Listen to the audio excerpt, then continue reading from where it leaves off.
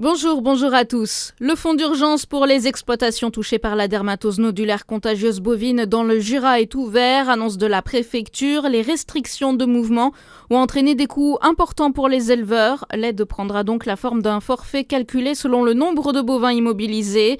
Les demandes doivent être déposées en ligne avant le 20 février. Une attaque terroriste stoppée sous l'Arc de Triomphe. Un homme a tenté de s'en prendre à la garde républicaine hier en début de soirée à Paris au moment du ravivage de la flamme du soldat inconnu. Touché par des tirs de riposte, l'assaillant armé d'un couteau est décédé des suites de ses blessures. Le parquet national antiterroriste est saisi.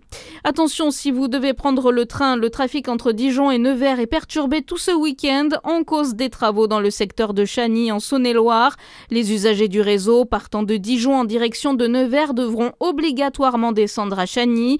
Un service de substitution par autocar est ensuite mis en place. La ligne Dijon-Lyon via Chagny n'est pas impactée.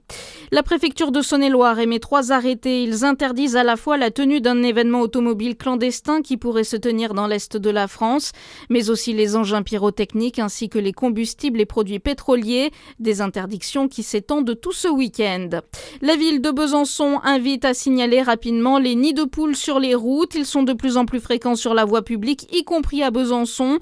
En cause, l'alternance entre gel et dégel de début janvier qui a fragilisé la structure des routes. Les signalements citoyens permettent des interventions plus rapides. Premier week-end de chasse et croisée des vacances d'hiver. Bison Futé prévoit une circulation dense en Auvergne-Rhône-Alpes. Drapeau rouge dans le sens départ, orange pour celui des retours.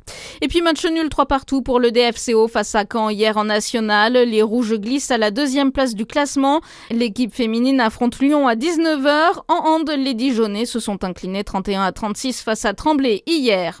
Bonne journée sur Fréquence Plus.